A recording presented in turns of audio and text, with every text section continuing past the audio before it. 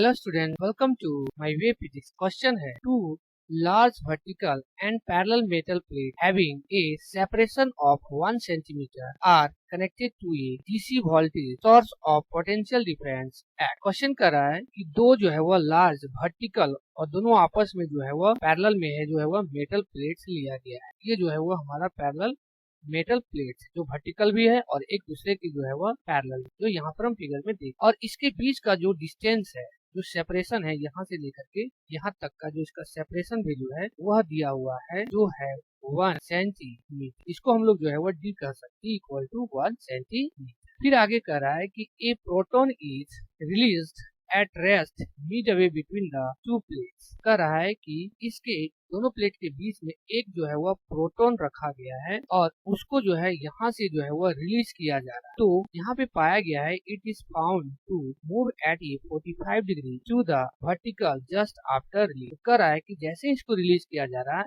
ये जो है वह वर्टिकल के साथ जो है वह 45 डिग्री बनाते हुए जो है ये मूव करता है। यहाँ पे हम देख रहे हैं कि ये जो है वह हमारा वर्टिकल जो है इसके साथ 45 डिग्री के डायरेक्शन में जो है ये मूव कर रहा है, मतलब रिलीज हो रहा है। कह रहा है कि देन x इज नियरली, तो उस x का वैल्यू जो है वो हमको यहाँ पर निकाल। x का जो वैल्यू है वही हमारा जो है वह पोटेंशियल, और ये जो है वह प्लस और माइनस के साथ जो है इसको कनेक्टेड किया गया है इस कंडीशन। अब यहाँ पे हम देखेंगे कि जब हम इसको डीसी वॉल्ट के साथ जो है वह कनेक्टेड किया है, तो यहाँ पर जो इसका इलेक्ट्रिक फील्ड का जो डायरेक्शन हो जाएगा वह इस डायरेक्शन में है, इलेक्ट्रिक फील्ड का डायरेक्शन। ओके, और जो फोर्स का डायरेक्शन हो जाएगा इलेक्ट्रिक फील्ड के कारण, वह भी जो है उसका डायरेक्शन हो जाएगा इधर, जो यहाँ पर हमारा दिखा रहा है ये फोर्स का जो है वह डायरेक्शन। और इससे प्रोटॉन के मास के कारण जो नीचे की जो हमारा फोर्स लगेगा ग्रेविटी के कारण, वह हमारा हो जाएगा m इंटू जो है वह g।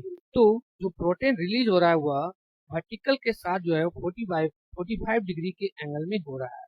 तो अगर हम इस एंगल, जो हमारा ये एंगल है, इस एंगल को अगर हम यहाँ पे साइड में बना लेते हैं बाहर, तो वो हमारा जो है एंगल इस प्रकार से, और ये जो हो जाएगा वह हो जाएगा 45 डिग्री हो जाएगा। ये जो डायरेक्शन हो जाएगा वह हो जाएगा एफ, और इधर का जो हो जाएगा वह हो जाएगा एम जी। तो इस केस में यहाँ पर हमको करना क्या है कि हमको जो है वह tan का वैल्यू निकाल, तो यहाँ पर हम निकाल सकते हैं tan। ये हो जाएगा tan 45 डिग्री इक्वल टू हो जाएगा P बटा V। तो P है वह है हमारा mg, और B हो जाएगा वह हो जाएगा tan 45 डिग्री का जो वैल्यू होता है वह 1 होता है। इसका मतलब यहाँ पे हो गया है 1 equal to m by f। ये जो है वह mg जो है वह f के जो है वह बराबर। अब यहाँ पे हम देखेंगे कि ये mg जो है वह f के बराबर हुआ है, तो f जो है वह हमारा फोर्स है। तो यहाँ पे जो फोर्स है वह इलेक्ट्रिक फील्ड और चार्ज जो Q है उसके कारण से, तो ये F इक्वल टू यहाँ पर हम लिख सकते हैं वह हो जाएगा Q इंटू। अब हम लोग ये भी जानते हैं कि E इक्वल टू जो होता है वह V बाय T हो, तो यहाँ पर हमारा V जो है वह सेपरेशन दिया हुआ है, तो ये हो जाएगा Q, और E के जगह हम लिख देंगे वह हो जाएगा V बाय D। तो V जो है यहाँ पे हमने देखा है कि V जो है वह X के बराबर, तो आगे जो है वह हम लिखेंगे इस तरह से लिखेंगे कि mg, और ये हो जाएगा q x बाय t, क्योंकि v की जगह हमने x को लिख दिया। तो यहाँ पर जो x का वैल्यू हो जाएगा वह हो जाएगा mg, और d और बाय में हो जाएगा वह हो जाएगा q। अब यहाँ पे हम वैल्यू पुट कर देंगे, यहाँ पर जो मास का वैल्यू आ जाएगा प्रोटॉन का वह आ जाएगा 1.67 इंटू 10 के पावर माइनस 27, और g का वैल्यू जो हो जाएगा वो हो जाएगा 10, और d जो सेपरेशन दिया है वह है 1 सेंटीमीटर में। तो इसको अगर हम मीटर में कन्वर्ट कर देते हैं तो ये हो जाता है, अगर d इक्वल टू 1 सेंटीमीटर, तो अगर इसको हम मीटर में कन्वर्ट करते हैं तो 100 से अगर हम डिवाइड दे देते हैं तो ये आ जाता है, जिसको हम लिख सकते हैं इस फॉर्म 1 इंटू 10 के पावर माइनस 2 के फॉर्म। ये हो जाएगा 10 के पावर माइनस 2,